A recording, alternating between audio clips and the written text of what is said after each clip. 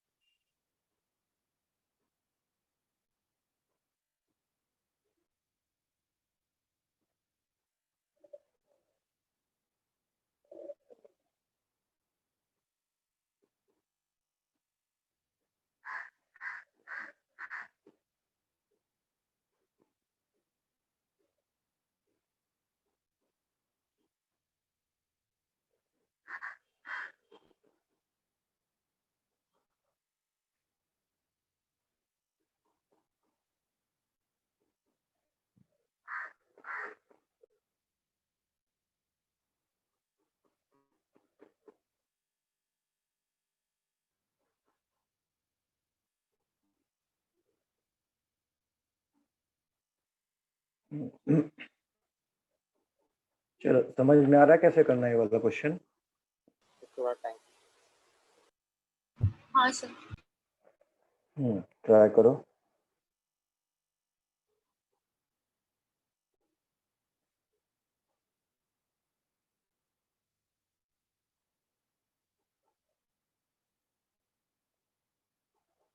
Sir वो ACW क्या है?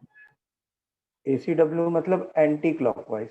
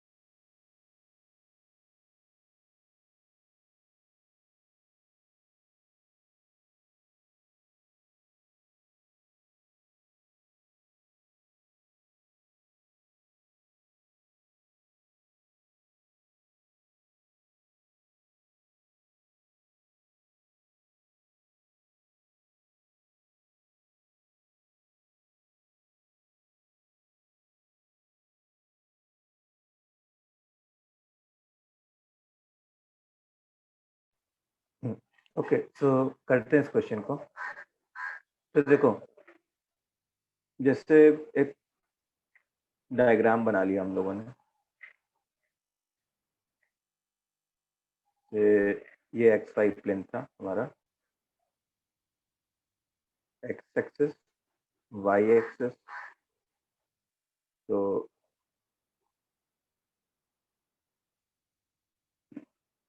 अब ABCD ये पहले था, ठीक है? ये एक स्क्वायर था ABCD। अब पॉइंट A के अबाउट हम लोग ने रोटेट कर दिया, तो पॉइंट ए के अबाउट रोटेट करने के बाद ये कैसा डायग्राम बन जाता? ये कुछ आंसर आ गया। आंसर आ गया, गुड। चलो रूट वगैरह में आंसर आएगा। √3 में कुछ तो आ रहा हाँ हाँ, √3 में आएगा। Fine. y is equals -x plus √3 plus 1। देखते हैं, ये कुछ ऐसा डायग्राम बन जाता जिसमें ये एंगल कितना होता था हमारा 30 डिग्री, ये ए होता, ये बी होता, ये सी होता और ये डी होता। तब हम लोग को डायगोनल बीडी का वो फाइंड करना है, क्या कहते हैं, इक्वेशन फाइंड करना है। तो देखो, क्या मैं बी का कोऑर्डिनेट और डी का कोऑर्डिनेट अगर फाइंड कर लूं तो बीडी का इक्वेशन फाइंड कर सकता हूं? बोलो बच्चों। Yes, sir. तो अच्छा, ये सारे स्क्वायर की साइड लेंथ 2 और 2 यूनिट्स है। तो जैसे बी का कोऑर्डिनेट फाइंड करने के लिए इतना जो होता वो 2 cos 30 डिग्री हो जाता, और ये जो होता वो क्या होता तुम्हारा 2 sin 30 डिग्री हो जाता। अच्छा, 2 cos 30 कितना होता है √3/2, तो 2 cos 30 degree √3, 2 sin 30 degree 1। It means B का कोऑर्डिनेट क्या आ गया है तुम्हारा, x कोऑर्डिनेट √3 और y कोऑर्डिनेट 1। ठीक है। अच्छा, अब देखो ये 30 डिग्री है, ये 90 डिग्री है, इसका मतलब इसको कितना होना पड़ेगा 60 डिग्री।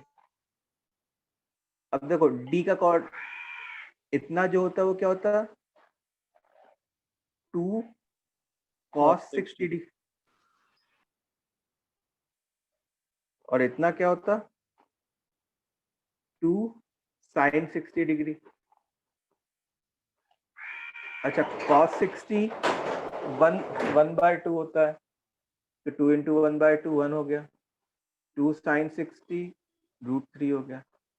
अच्छा, अगर तुम देखोगे तो डी का जो x कोऑर्डिनेट होता है ना वो नेगेटिव होता और y कोऑर्डिनेट पॉजिटिव, मतलब डी जो है वो क्या होता -1, √3। इतनी बात समझ में आई? तो ये बी और डी के कोऑर्डिनेट आ गए। अब क्योंकि बी और डी के कोऑर्डिनेट आ गए मतलब हम लोग अब स्लोप निकाल सकते हैं। स्लोप क्या आता है हमारा √3 - 1 होल अपॉन -1 - √3, मतलब एक तरीके से 1 - √3 होल अपॉन 1 + √3, ये स्लोप आ जाता इसका बीडी का। तो इससे लाइन का इक्वेशन लिख सकते हैं। Equation of line is y - y1। अब y1 और x1 के लिए तुम या तो ये पॉइंट ले लो या तो ये पॉइंट ले लो। तो जैसे मान लो मैंने ये पॉइंट ले लिया, तो y - y1 is equal to slope times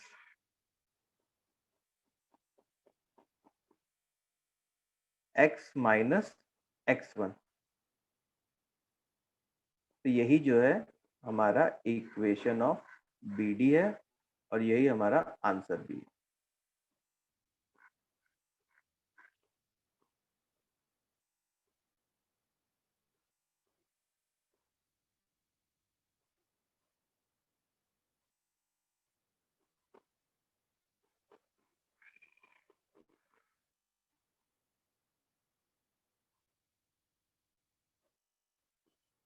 ये चीज समझ में आई? Yes. एक मिनट रुको।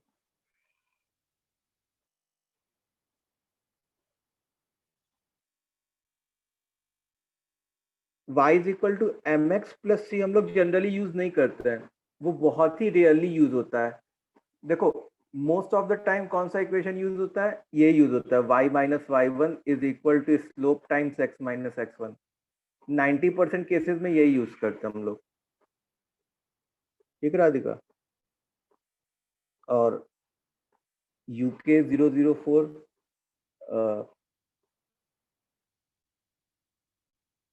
तुमको क्या नहीं आया समझ में इसमें?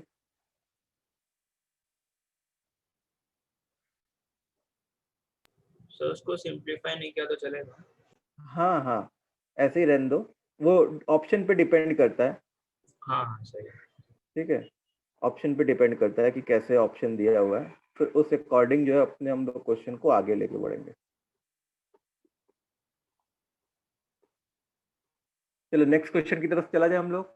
ये सारे बच्चों को समझ में आ गया? नेक्स्ट क्वेश्चन लिखो। Two consecutive sides of parallelogram are 4x plus 5y is equal to 0 and 7x plus 2y is equal to 0। ठीक है, फिर बोला गया कि if equation of one of the diagonal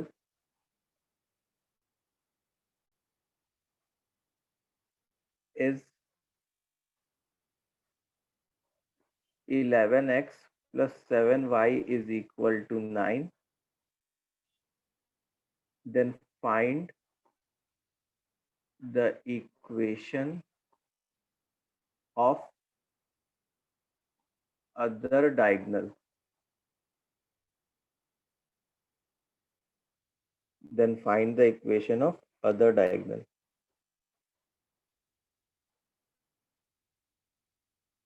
ठीक है, चलो इसको इस क्वेश्चन को करो, ट्राई करो। पहले डायग्राम बनाओ एक, मतलब ऐसा नहीं कि लाइन के हिसाब से डायग्राम बनाना, बस एक पैरेललोग्राम बनाओ।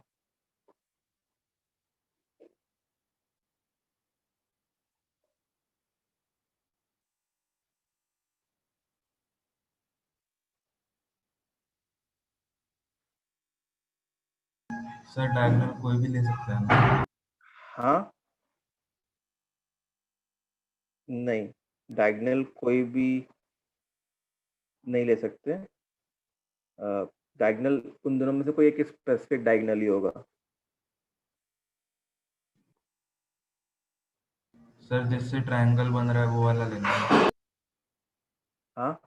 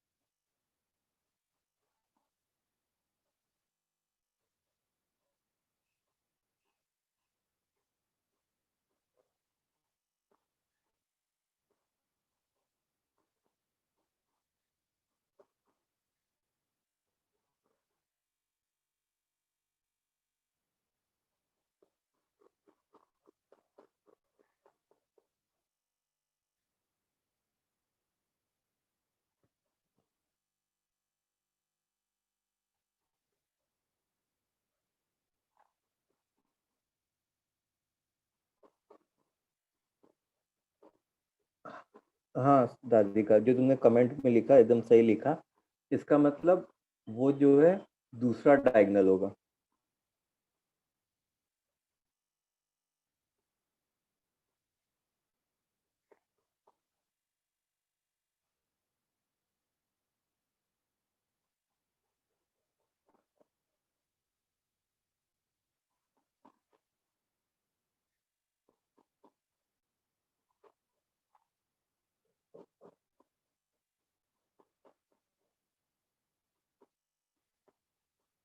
ट्राइंगल फॉर्म कर देंगे।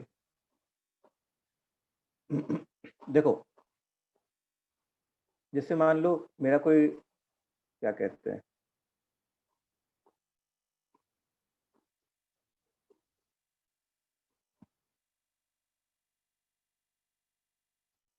पैरेललोग्राम होता से ऐसे टाइप का।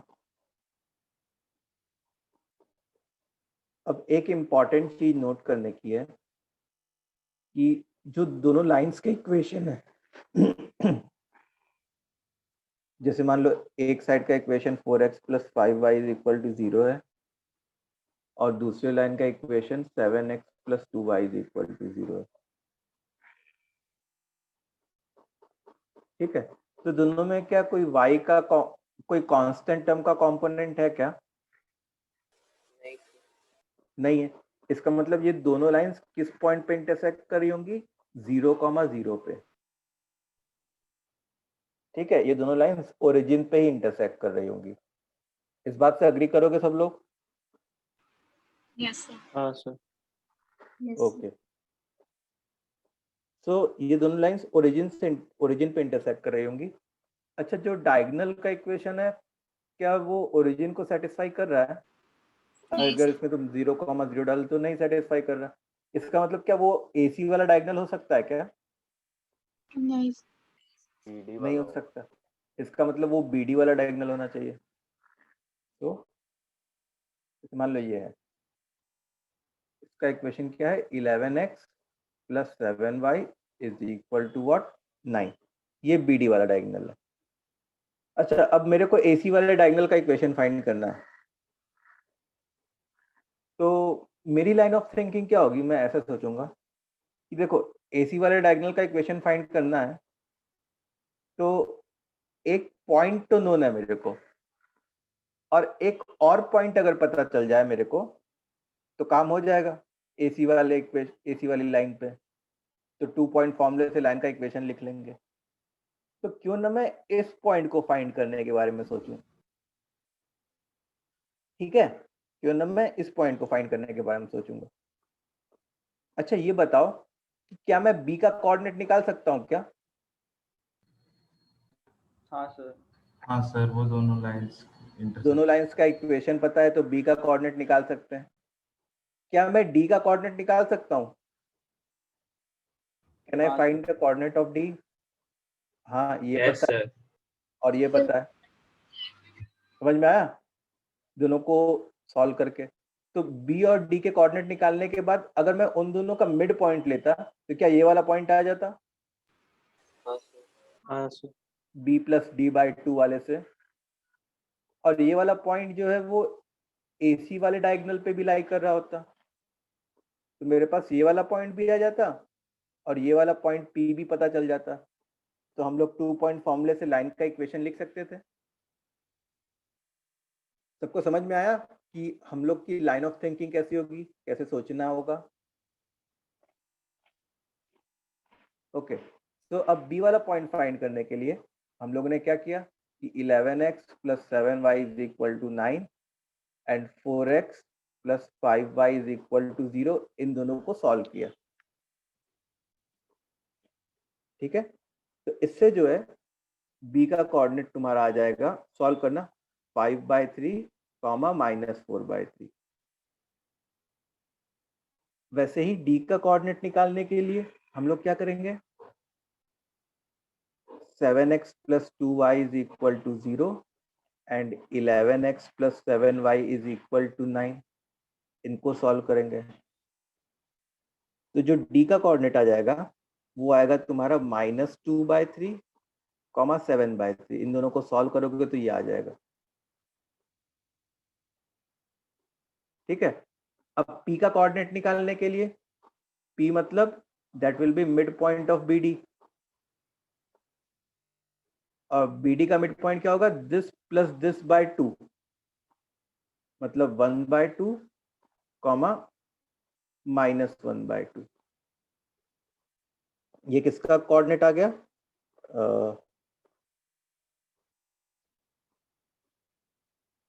सर लिख- माइनस क्यों आएगा? नहीं नहीं, +1/2, 1/2 दोनों जगह, +1/2 +1/2, ये p का कोऑर्डिनेट आ गया।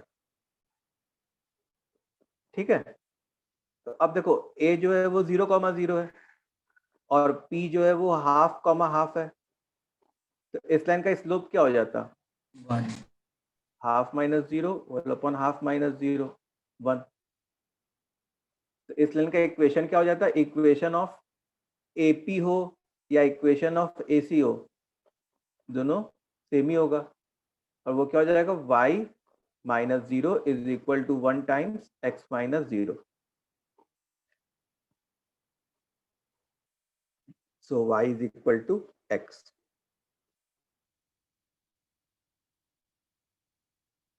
स्टूडेंट्स, ये क्वेश्चन क्लियर है सबको? Yes. सर पूरा एक बार ब्रीफ कीजिए ना। देखो मैंने क्या किया कि मैंने, हमारे पास जो जो लिखा हुआ है वो मैंने डायग्राम में, जो जो इन्फॉर्मेशन प्रोवाइड की गई वो डायग्राम में बना दिया है मैंने। तो मैंने पहले बी पॉइंट फाइंड किया, तो बी पॉइंट फाइंड करने के लिए मैं क्या करता? ए बी का इक्वेशन और बी डी के इक्वेशन को सॉल्व करता, तो उससे बी वाला पॉइंट आ जाता। Yes sir. तो इन दोनों को सॉल्व किया तो बी वाला पॉइंट ये आ गया। ठीक है, ये तुम सॉल्व कर सकते हो खुद से। Yes sir. ऐसे ही डी वाले पॉइंट को फाइंड करने के लिए क्या किया हम लोगों ने? इस इक्वेशन और इस इक्वेशन को सॉल्व किया, तो उससे डी वाला पॉइंट आ गया। ठीक है, फिर उसके बाद पैरेललोग्राम में क्या होता है कि जो डायगोनल्स जहाँ पे इंटरसेक्ट करते हैं, दोनों डायगोनल्स जहाँ पे इंटरसेक्ट करते हैं, वो लोग, वो जो पॉइंट है वो डायगोनल्स का मिड पॉइंट होता है। तो पॉइंट P का कोऑर्डिनेट जो है वो मिड पॉइंट ऑफ BD हो गया, तो B + D/2 टाइप का, तो उससे पॉइंट P आ गया। अब मेरे को AC का इक्वेशन लिखना है, तो मैं AP का भी इक्वेशन लिख दूंगा तो काम चल जाएगा। यस सर, समझ गया। ठीक है, बाकी लोग को भी बता देता हूँ। A का कोऑर्डिनेट 0,0, P का कोऑर्डिनेट 1/2, 2 पॉइंट से स्लोप निकाल लिया, फिर इक्वेशन ऑफ लाइन AP लिख लिया हम लोगों ने।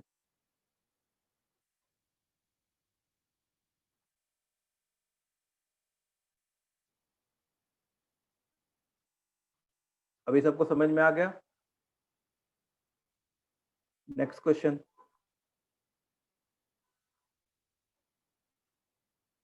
Find the coordinate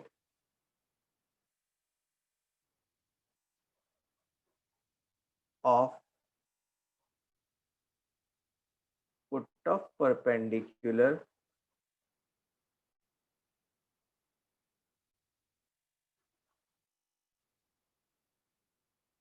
drawn from the point 1, -2 on the line y is equal to 2x plus 1।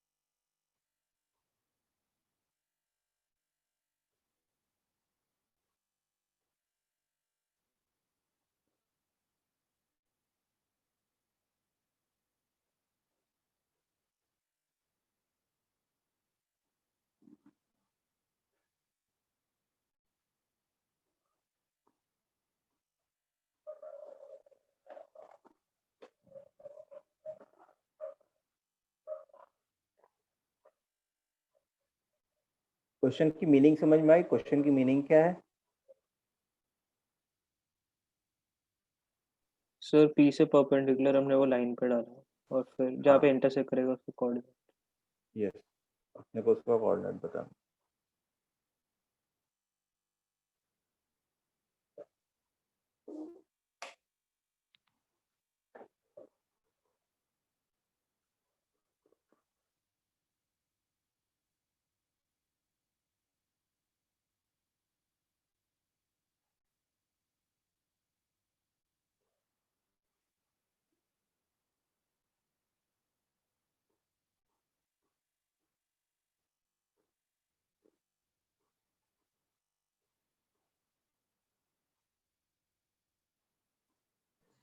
Sir -1, -1 है सर।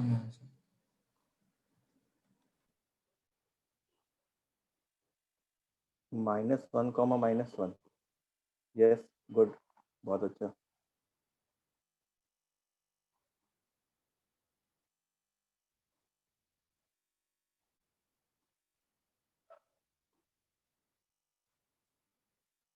ओके, तो देखो ये क्या है, ये ऐसे टाइप का क्वेश्चन है कि ये एक लाइन है।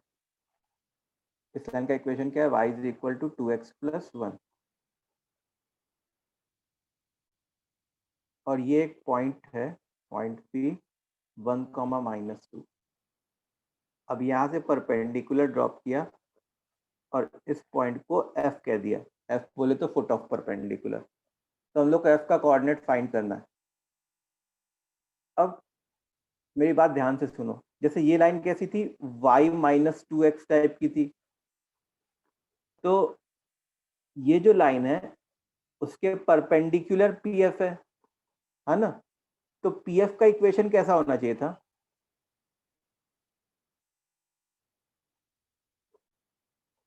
याद है मैंने सिखाया था कि अगर x और y में जो है, जैसे मान लो 2x - y is equal to something है, तो उसके परपेंडिकुलर इक्वेशन कैसे लिखते हैं?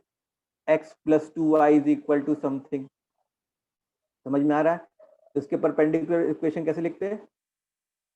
2y + x is equal to, अब वो कांस्टेंट फाइंड करने के लिए क्या किया? ये कोऑर्डिनेट्स पुट कर दिए पॉइंट P के। तो पॉइंट P का कोऑर्डिनेट जैसे -2 पुट किया तो वो -4 बन जाएगा, फिर +1 पुट किया तो +1 बन जाएगा। ये समझ में आया सबको? जल्दी जल्दी बताओ कि तुरंत ये PF का इक्वेशन कैसे लिखा? 2y + x is equal to -3। बोलो स्टूडेंट्स, यस सर। हाँ सर। किसी को डाउट है? सर पीएफ का इक्वेशन दूसरे मेथड से कैसे निकालेंगे?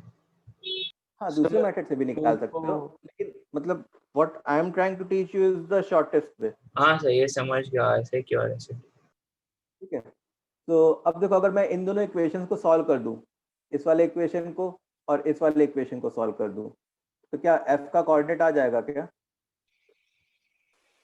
तो 2y Yes. + x is equal to -3 and y - 2x is equal to 1। इन दोनों को सॉल्व करना, तो f का कोऑर्डिनेट आ जाएगा, क्या आ रहा था तुम लोग का? -1, -1।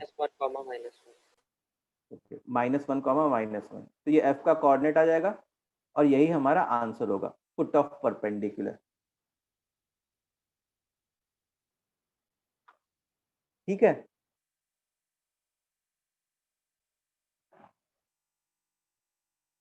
अच्छा बच्चों, अगर मेरे से ये पूछा जाता कि जैसे मान लो ये लाइन जो है एक मिरर की तरह एक्ट कर रही है। लाइन किसकी तरह एक्ट कर रही है? एक मिरर की तरह एक्ट कर रही है। और पॉइंट P का मैं रिफ्लेक्शन लेता इस लाइन में या इस मिरर में, तो एक इधर पॉइंट कुछ P' आता, इमेज आती। तो इमेज का कोऑर्डिनेट अगर मेरे को फाइंड करना होता, तो क्या हम लोग वो कोऑर्डिनेट फाइंड कर सकते थे क्या? सर F पॉइंट को मिड पॉइंट ट्रीट कर लेते हैं। Yes, very good. F point को हम लोग क्या कर लेते? मिड पॉइंट ट्रीट कर लेते। F पॉइंट क्या हुआ? मतलब आपने ऐसे डायग्राम बनाया ना, वो एक्स एक्सिस नहीं है ना, जो लाइन है वाई को। नहीं, वो एक्स एक्सिस नहीं है। हाँ तो शेप पे हम वो तो मैंने बस ऐसे ही बनाया है और मैं हमेशा ऐसे ही बनाऊंगा। मतलब देखो कोई चीज अगर हॉरिजॉन्टली दिखती है तो उसको समझना या विजुअलाइज करना ज़्यादा आसान होता है हमारे लिए, एज कम्पेयर टू अगर मैं लाइन को एकदम टेढ़ा मेढ़ा बना दूँ तो। ठीक है, सो अब इसी का सेकंड पार्ट है, इसी क्वेश्चन का सेकंड पार्ट है कि find the image of P, P वाला जो पॉइंट है वो सेम है, about the same line mirror.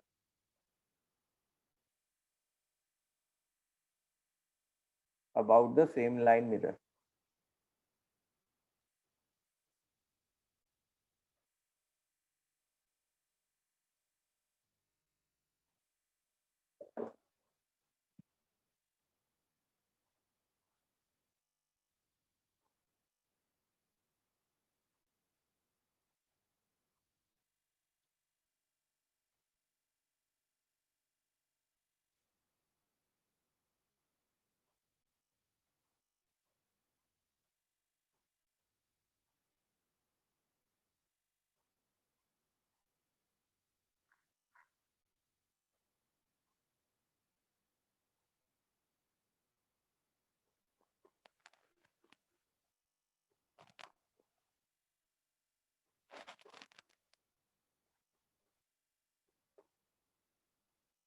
-3, 0 है।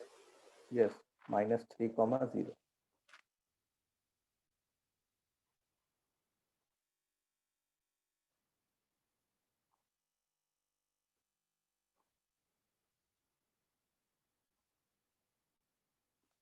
तो क्या क्या हमारे पास P है? P वाला कोऑर्डिनेट क्या था? 1, -2। फिर अपने पास क्या है? F है, -1, -1। और अपने पास I है। तो हम लोग को मिड पॉइंट तो नोन है, हम लोग को क्या फाइंड करना है? अदर एंड फाइंड करना है। तो याद है अदर एंड के लिए एक टेक्निक बताई थी लास्ट क्लास में, मिड पॉइंट को डबल कर दो और ये वाले को सब्ट्रैक्ट कर दो।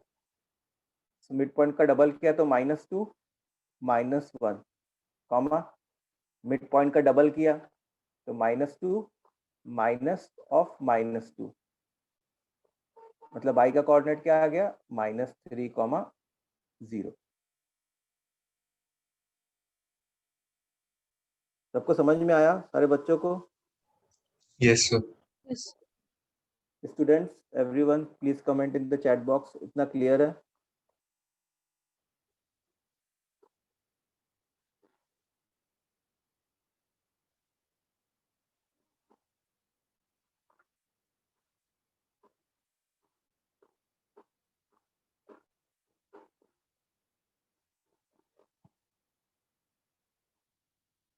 नेक्स्ट क्वेश्चन की तरफ चलते हैं। विश्वजीत नहीं समझ में आया इमेज वाला? देखो इससे पहला वाला समझ में आ गया था तुमको, F फाइंड करने वाला? तो तुमको ऐसा सोचना है कि जो मिड पॉइंट का फॉर्मूला होता है वो क्या होता है? जैसे P + I/2, this should be equal to F। तो P + I क्या होगा? 2F के बराबर होगा। तो I क्या हो जाएगा? 2F - P। तो जैसे x कोऑर्डिनेट निकालना है तो x कोऑर्डिनेट के लिए मैं क्या करता? F का x coordinate 2x middle -x1। वैसे ही y के लिए क्या करता? F का y coordinate 2y middle -y1। ठीक है, नेक्स्ट क्वेश्चन लिखेंगे। अगला question,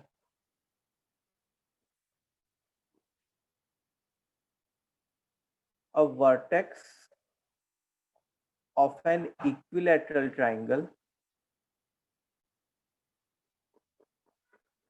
is 2, 3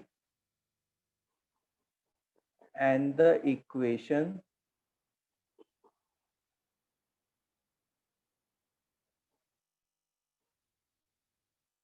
of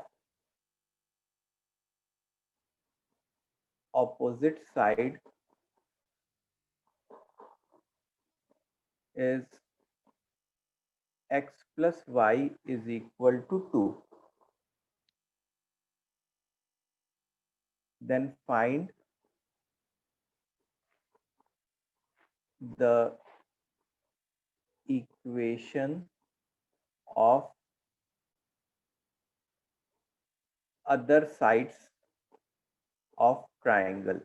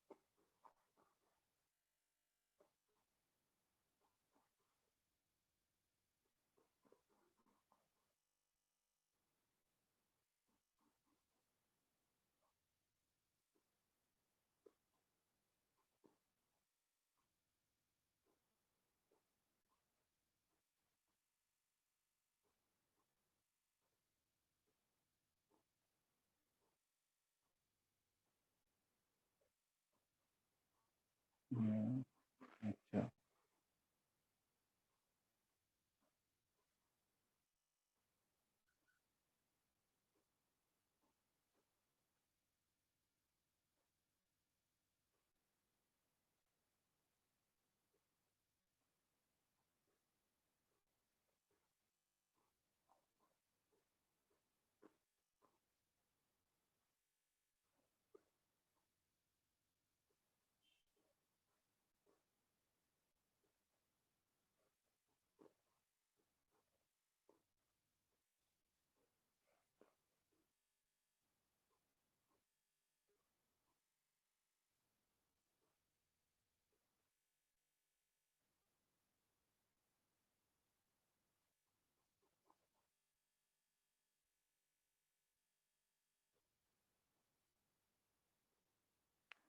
okay so चलो मैं एक्सप्लेन करता हूँ इस टाइप के क्वेश्चंस को कैसे करते हैं हम लोग। तो देखो मैंने क्या किया कि जैसे एक ट्रायंगल बना लिया,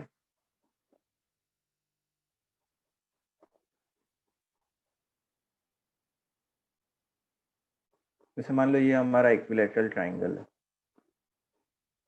ठीक है। ये पॉइंट ए हो गया, ये पॉइंट बी हो गया, ये पॉइंट सी हो गया। अब क्या है कि ए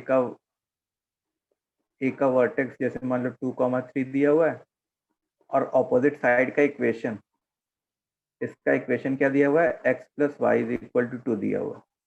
तो हम लोग को ए बी और ए सी का इक्वेशन फाइंड करना है, ठीक है, this we are supposed to find. तो अच्छा बताओ ए बी और ए सी के इक्वेशन में क्या मिसिंग है हमारे पास? सर बी और सी बी और सी के कोऑर्डिनेट्स। तो चलो ठीक है, बी और सी कोऑर्डिनेट मिसिंग है, या और क्या कह सकते हैं, और क्या मिसिंग हो सकता है? स्लोप स्लोप मिसिंग है। सर Slope tan missing 60 है। से स्लोप निकालेंगे। हाँ सर, वो दोनों 60 हाँ पे tan imply 60 कर। हाँ, तो अब देखो स्लोप मिसिंग है, ऐसा सोच सकते हैं, क्योंकि चाहे ए बी हो चाहे ए सी हो, उसके लिए हम लोग को एक पॉइंट तो पता है लाइन के ऊपर। तो what I need, I just want to find slope. अब देखो जैसे मान लो ये 60 डिग्री है, ये भी 60 डिग्री होता क्योंकि ये इक्विलैटरल ट्रायंगल है ना। हाँ तो जैसे मान लो मैंने स्लोप को m कह दिया। अच्छा इस लाइन के स्लोप, इसका स्लोप क्या था बताओ, इस लाइन का स्लोप क्या था? -1। -1। तो अब जैसे एक फॉर्मूला था हमारा कि tan theta is equal to m1 minus m2 whole upon 1 plus m1 m2, ठीक है। तो यहाँ पे थीटा की जगह किसने ली? 60 60 यहाँ पे बताओ थीटा की जगह किसने ली? 60 डिग्री। 60 ने। अच्छा यहाँ पे हम लोग लिखते थे मॉड, अब एक स्लोप तो m लिख लिया, माइनस m2 मतलब एक ये whole upon 1 plus m into m2। इतना समझ में आया? बोलो स्टूडेंट्स, इतना क्लियर है? यस। अच्छा tan 60 डिग्री की वैल्यू कितनी होती है? √3 होती है। तो इससे क्या होगा कि mod of m plus 1 whole upon 1 minus m, ये क्या हो गया? √3 हो गया। अच्छा अगर ये √3 हो गया तो अगर मॉड को हटाना है होता है, जैसे कहीं लिखा है mod x is plus equal to minus 3, plus minus तो x क्या होना चाहिए? +-3। x should be what? +-3। तो मैं ऐसा लिख सकता हूँ, अगर मेरे को मॉड हटाना है तो m plus 1 whole upon 1 minus m is equal to +-√3। तो अब तुमको समझ में आ रहा होगा कि इससे m की दो वैल्यूज आ रही होंगी। जैसे मान लो एक बार +√3 लिया और एक बार -√3 लिया, तो ये m की दो वैल्यूज क्यों आ रही है बताओ? सर क्योंकि दो लाइन 60 डिग्री ट्रायंगल पे। क्योंकि देखो ये वाली लाइन भी 60 डिग्री बना रही है बीसी से, और ये वाली लाइन भी 60 डिग्री बना रही है बीसी से। तो जो एक स्लोप आएगा वो ए बी का स्लोप आ रहा होगा, और जो दूसरा स्लोप आएगा वो क्या आएगा? एसी का स्लोप आ रहा होगा। ये समझ में आया? इनमें से एक स्लोप ए बी का होगा और दूसरा स्लोप एसी का होगा। तो अब m को सब्जेक्ट बना लेते हैं, m plus 1 is equal to √3 minus √m, मतलब m times 1 plus √3 is equal to √3 minus 1. So m will be √3 minus 1 whole upon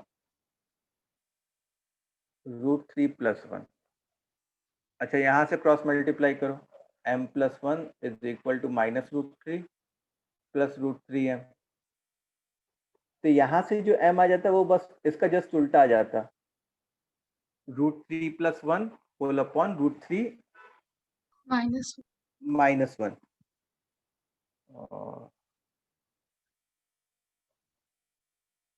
तो √3 + 1 होल अपॉन √3 - 1। तो जैसे मान लो एक स्लोप जो है वो ए बी का आ गया और दूसरा स्लोप जो है वो ए सी का आ गया। तो ए बी का इक्वेशन कैसे लिखते हैं हम लोग? ए बी का इक्वेशन, ए वाला कोऑर्डिनेट तो हम लोग को पता है 2, 3 है वो, तो y - 3 is equal to slope of AB into x - 2। और AC का इक्वेशन कैसे लिखते हैं?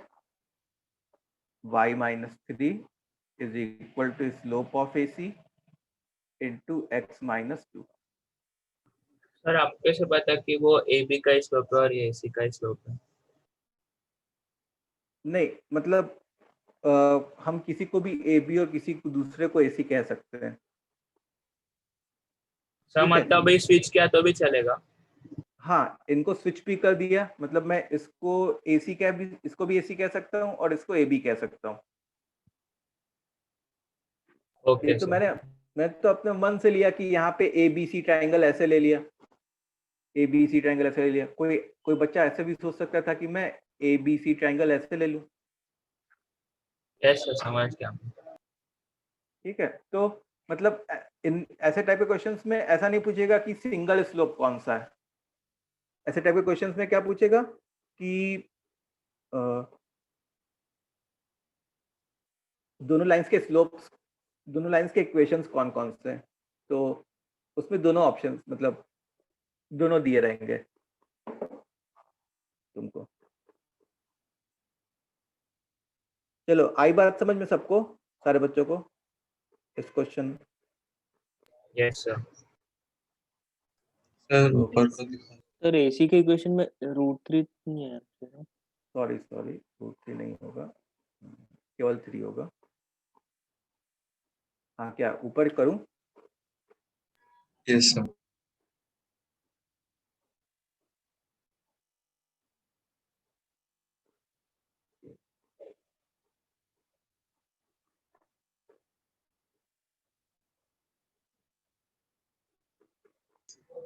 सर नीचे।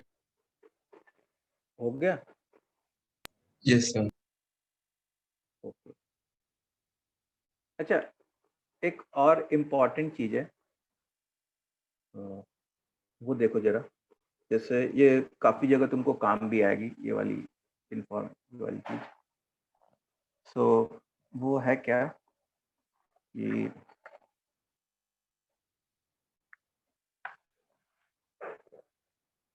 नोट, मतलब इसको एज अ नोट लिख रहा है।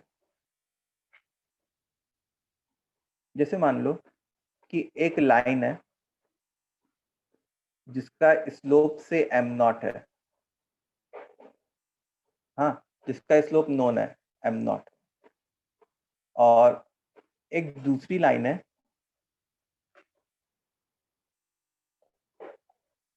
जो थीटा एंगल बना रही है, और इसका स्लोप से m है। इसका स्लोप क्या है? m है। तो जैसे अगर मेरे को मॉड नहीं लगाना है, वैसे तो मैं क्या करता हूँ, tan theta is equal to mod of m - m0 whole upon 1 + m m0 लगाता हूँ।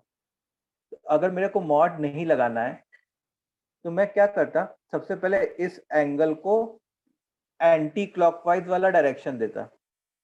तो एंटी क्लॉकवाइज वाला डायरेक्शन बताओ, ये वाला आता, पहला वाला, या दूसरा वाला आता? एंटी क्लॉकवाइज पहला कि दूसरा? एंटी क्लॉकवाइज डायरेक्शन कौन सा है? पहला, फर्स्ट वन। ओके, तो हम लोग ने एंटी क्लॉकवाइज सेंस दे दिया इसका। ठीक है, अब देखो जिस पे हेड जा रहा है, जिस लाइन पे हेड जा रहा है, उसके स्लोप को मैं पहले लिखूंगा। जैसे m1 - m2 में, तो m1 पहले आता है और m2 बाद में आता है, तो जिसके ऊपर हेड जा रहा है उसके स्लोप को पहले लिखूंगा और जिसके ऊपर टेल जा रहा है उसके स्लोप को मैं बाद में लिखूंगा। ठीक है, तो अब मैं कैसे लिख सकता हूँ, tan theta is equal to m minus m naught. देखो m के ऊपर हेड था तो m को पहले लिख लिया और m नॉट को बाद में लिखा, whole upon 1 plus m into m naught. अब हम लोग को मॉड लगाने की जरूरत नहीं पड़ेगी। अब हम लोग को क्या है, मॉड लगाने की जरूरत नहीं पड़ेगी। इतनी बात समझ में आई तुम लोग को? जैसे अगर मैं कोई एग्जांपल शो करूं तुमको कि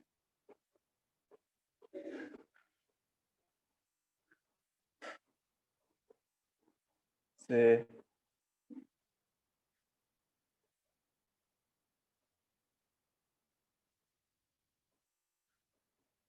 y minus x is equal to 4, ये एक लाइन है और ये a है, ये b है और ये c है। अब देखो ये मैंने डायग्राम में दे के रखा है कि a b और c कौन कौन है। ये a है, ये b है और ये c है। ठीक है, और बोला गया कि ये एंगल 60 डिग्री है और ये एंगल से 30 डिग्री है मान लिया। ठीक है, ये एंगल 60 डिग्री है और ये एंगल से 30 डिग्री है। तो AB का स्लोप क्या होगा और AC का स्लोप क्या होगा वो हम लोग को फाइंड करना है। ठीक है, तो अब देखो जो दोनों एंगल्स हैं उनको मैं कौन सा सेंस दूंगा, एंटी क्लॉकवाइज सेंस। तो पहले जैसे मान लो मैं AB के स्लोप में इंटरेस्टेड था तो एंटी क्लॉकवाइज सेंस देना मतलब ऐसे देना। ये समझ में आया? अच्छा बताओ इस लाइन का स्लोप क्या है, स्लोप ऑफ BC 1 1 1। अब मैं कैसे लिखूंगा, और जैसे AB के स्लोप को मान लो m1 लिख लिया तो I will write tan 60 degree is equal to, अब देखो हेड किसके ऊपर है, AB के ऊपर है कि एरो का हेड किसके ऊपर है, AB के ऊपर है कि BC के m1 ऊपर है? पहले आया EB के ऊपर। AB के ऊपर, तो m1 पहले आएगा। तो मैं क्या लिखूंगा, m1 minus 1 whole upon 1 plus m1। इसको इवेल्युएट करो, m1 minus 1 whole upon 1 plus m1। तो इससे m1 की एक वैल्यू आएगी कि दो वैल्यू आएगी बताओ? एक E की वैल्यू है। एक ही वैल्यू आएगी। तो वो तुम m1 फाइंड कर सकते हो क्रॉस मल्टीप्लाई वगैरह करके। अच्छा, AC को अगर मेरे को इस 30 डिग्री को सेंस देना है एंटी क्लॉकवाइज, तो वो पता है कैसे जाएगा, वो ऐसे चला जाएगा। देखो ऐसे भी तो एंटी क्लॉकवाइज ही होता है ना। और जैसे मान लो इस एंगल को m2, सॉरी इसके स्लोप को m2 लिख लिया मैंने, तो अब मैं tan 30 डिग्री कैसे लिखूंगा बताओ? 1 how I minus M, m2 हाँ अब हेड जो है वो 1 के ऊपर है तो 1 minus m2 whole upon 1 plus 1 into m2। इससे क्या जाएगा, तुम्हारी m2 की वैल्यू आ जाएगी। समझ में आया?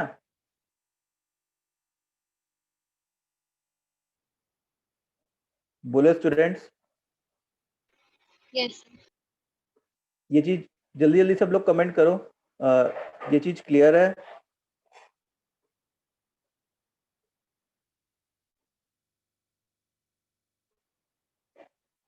सब लोग कमेंट करेंगे?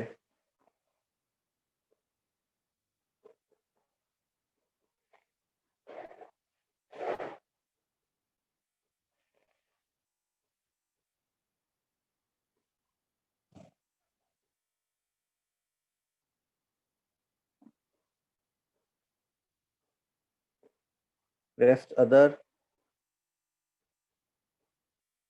बाकी के बच्चे?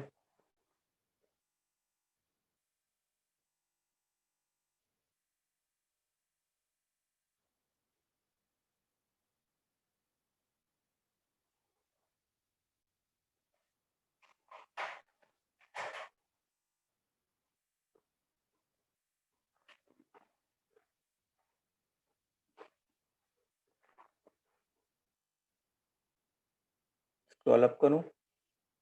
क्या ये नोट पे स्क्रॉल अप करूं?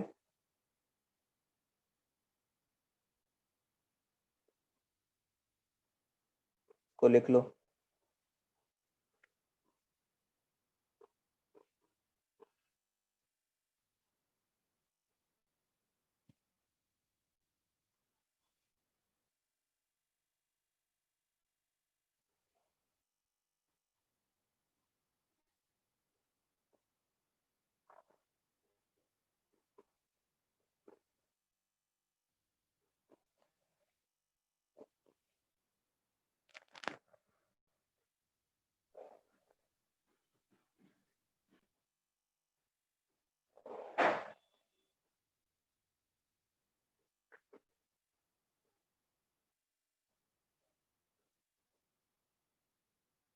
चलो, सो एक क्वेश्चन तुम लोग करो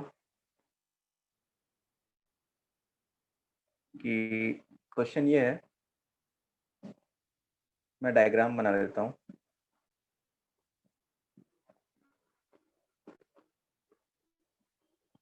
ये पैरेललोग्राम है।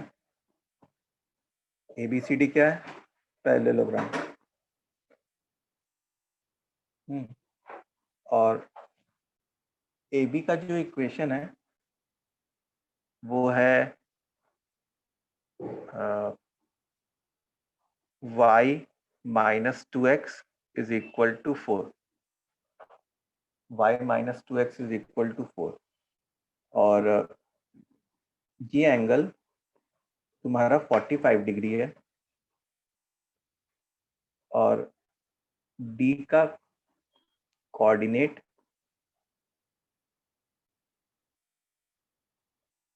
2,3 है। क्या है D का coordinate? 2,3। Then find equation of AD। Then find equation of AD।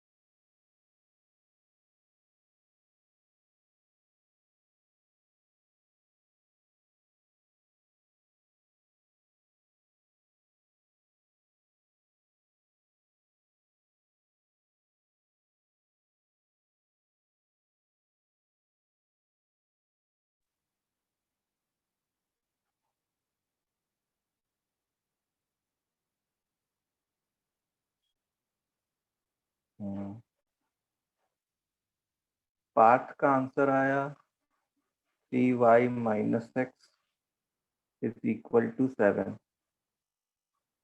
फिर सोनल का आया y plus 3x is equal to 9।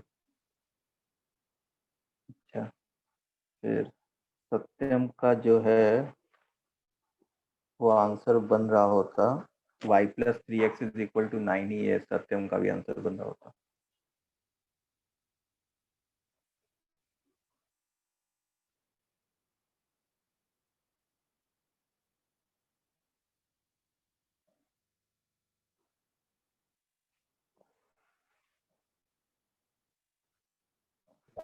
सो मेरा भी सेकंड आ रहा है। सेकंड वाला विश्वजीत का आया y is equal to x plus 1। देखो विश्वजीत, एक बात ये समझ लो कि ये कहीं से भी हॉरिजॉन्टल लाइन नहीं है, ये ए बी वाली लाइन, ठीक है, वो बस देखने में मैंने हॉरिजॉन्टल बनाई है, ये हॉरिजॉन्टल लाइन नहीं है, ठीक है। मतलब ये एक्स एक्सिस नहीं है भाई, ए बी वाली जो लाइन है वो एक्स एक्सिस से उसके पैरेलल नहीं है। तो तुम ऐसा सोचो कि ये 45 डिग्री जो है वो ए डी का स्लोप होगा, that is entirely wrong. 45 degree तो ए बी और ए डी के बीच का एंगल है, ठीक है। चलो लेट्स डू इट। तो एंटी क्लॉकवाइज सेंस देना है, तो एंटी क्लॉकवाइज सेंस ऐसे दे दिए।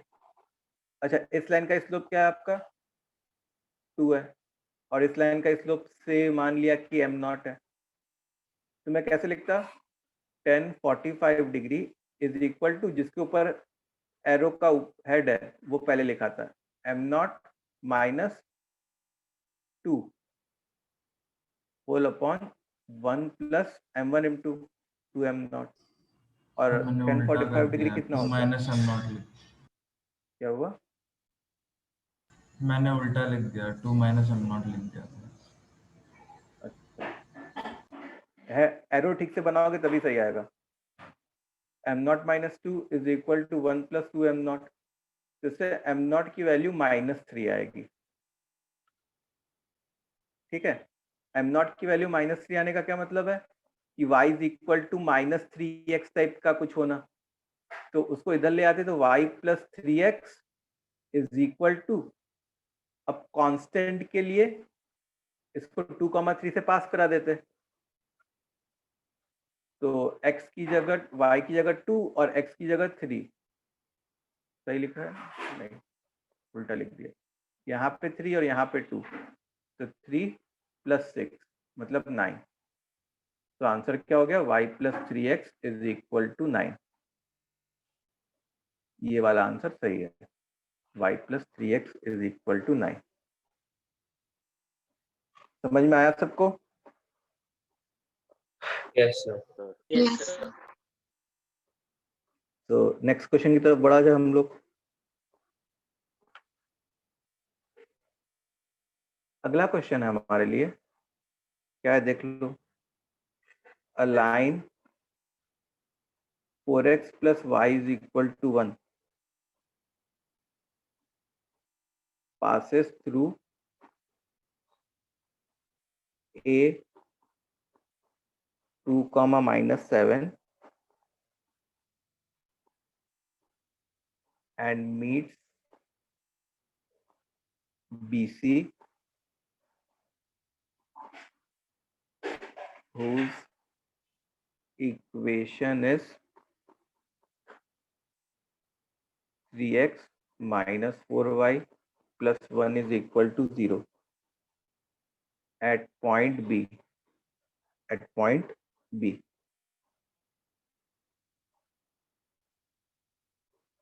Then find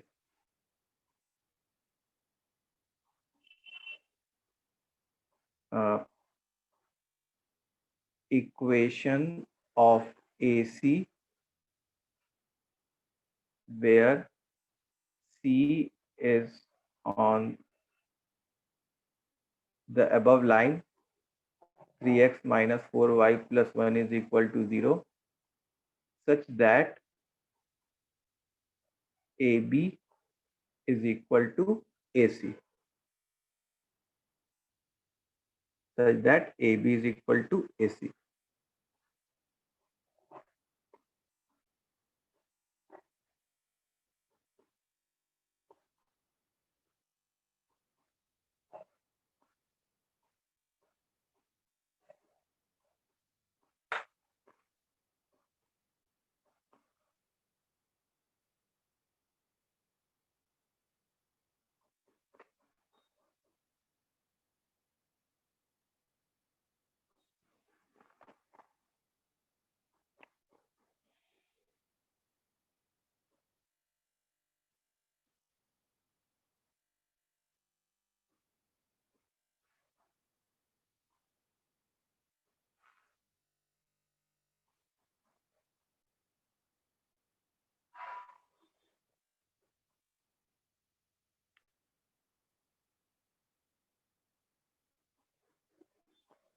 क्या हुआ?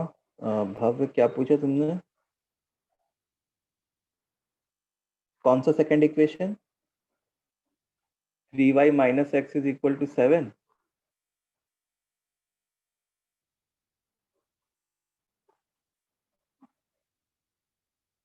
क्योंकि उससे जो स्लोप आर, इसमें क्या है कि 45 डिग्री ये है ना, मतलब अब हम लोग जो है एंटी क्लॉकवाइज सेंस लिए पहले इसमें, तो ये m नॉट पहले आता,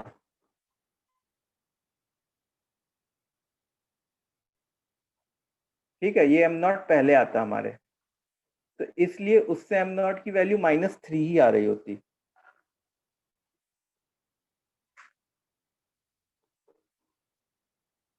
m नॉट की दो वैल्यू नहीं आ रही होती, एक ही वैल्यू आ रही होती।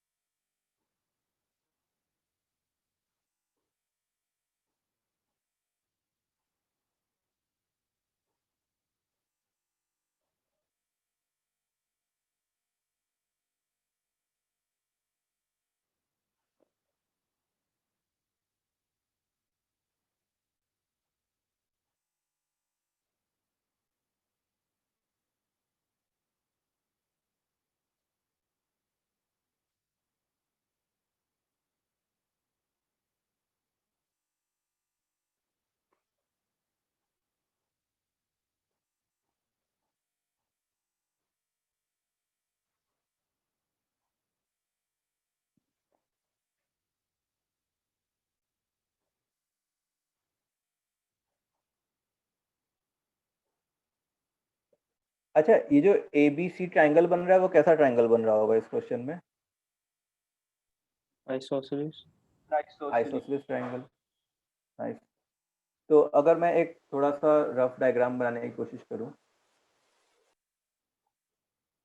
तो सर हम ऐसा नहीं कर सकते क्या कि एक कोऑर्डिनेट एज्यूम कर ले और फिर मतलब हाँ, ए को मिड पॉइंट मान ले लाइन।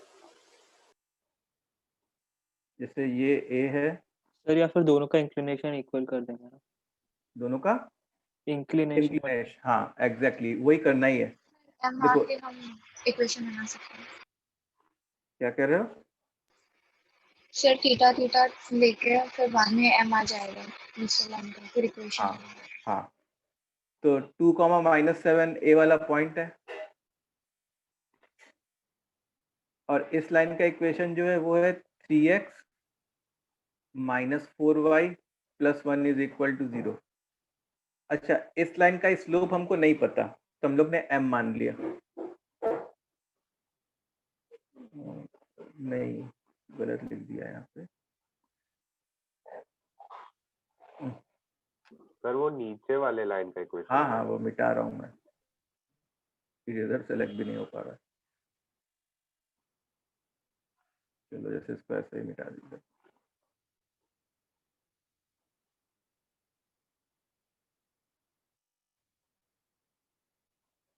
ये 4x + y is equal to 1 है, और नीचे वाली जो लाइन है उसका 3x - 4y + 1 is equal to 0 है, अगर क्वेश्चन तुम पढ़ोगे तो। ठीक है, और बोला गया कि AB और AC इक्वल है, मतलब क्या हो रहा होता कि ये एंगल जो है और ये एंगल जो है दोनों इक्वल हो रहे होते हैं, आइसोसेलेस ट्रायंगल बन रहा होता। ठीक है, now since it is an isosceles triangle, तो मैंने क्या सोचा कि दोनों को एंटी क्लॉकवाइज सेंस दे दूं, दोनों को क्या दे दूं? एंटी क्लॉकवाइज सेंस, और दोनों जगह मैं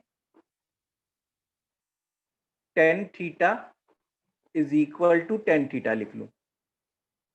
ठीक है, दोनों जगह क्या लिख लूं? tan theta is equal to tan theta. अब बताओ इस लाइन का स्लोप क्या है? इस लाइन का स्लोप तो -4 है, और इस लाइन का स्लोप क्या है? 3/4। तो इस tan थीटा को क्या लिखता? पहले किसको लिखता? -4 को लिखता, m1 - m2 whole upon 1 + m2। तो -4 - 3/4 whole upon 1 plus m1 m2। ये बात समझ में आई सबको? इज इक्वल टू इस tan थीटा में मैं इसके बारे में ध्यान देता। अब इसमें एरो जो है वो 3/4 के ऊपर जा रहा है, तो 3/4 पहले लिखता और m को बाद में लिखता। तो 3/4 minus m whole upon 1 plus 3/4 into m। इतनी बात समझ में आई? बोलो स्टूडेंट्स, यस सर। ये कैसे Yes, किया, sir. समझ में आया? देखो कितने छोटे में कैलकुलेशन में हम लोगों ने क्वेश्चन को सॉल्व किया है। अब सिंप्लीफाई अगर करें तो ऊपर क्या बनेगा, -19 और नीचे क्या बनेगा, -8। सर वो tan 19, थीटा आपने एज्यूम किया है ना?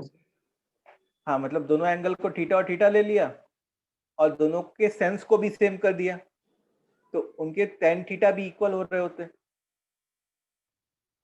हाँ। समझ में आया?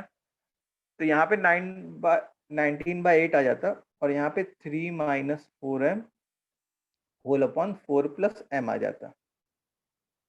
तो इससे क्या हो जाता, इससे हमारी m की वैल्यू आ जाती, इसको सॉल्व करोगे तो।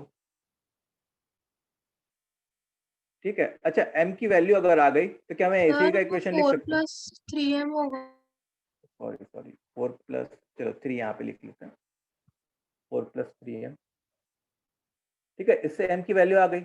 अच्छा m की वैल्यू आ गई तो क्या मैं AC का इक्वेशन लिख सकता हूँ क्या? बोलो बच्चों, कैन वी राइट द हाँ, इक्वेशन ऑफ हाँ AC? Sir. Equation of AC will be what? Y minus y1, so y plus 7 is equal to m times x minus x1, x minus 2।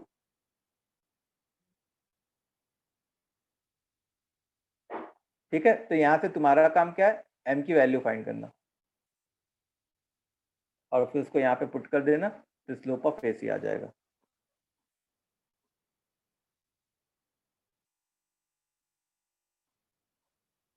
Okay yes sir. चलो, तो तुम लोग का homework क्या है? Homework यही है कि जो मैंने बुकलेट के क्वेश्चंस टिक कराए थे उसको संडे नाइट तक सबमिट कर देना है।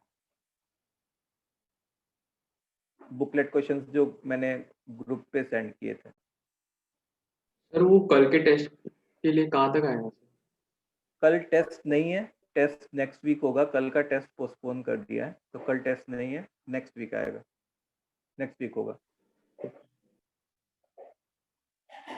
ठीक है, नेक्स्ट वीक में जहां तक पढ़ाऊंगा वहां तक। सर वो Okay, sir. कॉन्करेंट लाइंस के लिए कैसे करते हो बता दीजिए। कॉन्करेंट लाइंस के लिए अभी मैंने पढ़ाया नहीं है। उसमें क्या होता है कि एक डिटर्मिनेंट को जीरो किया जाता है, तो हाँ डिटरमिनेंट 0 दिया है, पर वो क्यों होता है समझा नहीं। वो मैं एक्सप्लेन करूंगा जब, मतलब जब पढ़ाऊंगा। उसमें थोड़ा लंबा कैलकुलेशन इन्वॉल्व होता है, तो मतलब ऐसे ओरली एक्सप्लेन नहीं किया जा सकता। तो कॉन्करेंट लाइंस जब पढ़ाऊंगा उस समय मैं एक्सप्लेन कर दूंगा कि ऐसा क्यों करते हैं हम लोग। ठीक है, तो मैंने मेरे ख्याल से कोई कॉन्करेंट लाइन वाला क्वेश्चन तो टिक नहीं कराया है, तो उसको अभी फॉर द टाइम बिंग छोड़ सकते हो, टिक भी नहीं कराया। तो ये करो, पहले इसको कंप्लीट करो। ठीक है, और मैं और भी कुछ होमवर्क दूंगा तो उसको भी कंप्लीट करना है। ये जो बुकलेट के क्वेश्चन है वो संडे नाइट तक तुमको कंप्लीट करके भेजना है ग्रुप पे। Okay, sir. चलो, तो एक बार सब लोग चैट पे बताओ सबको समझ में आ गया आज जो भी हम लोग ने पढ़ा?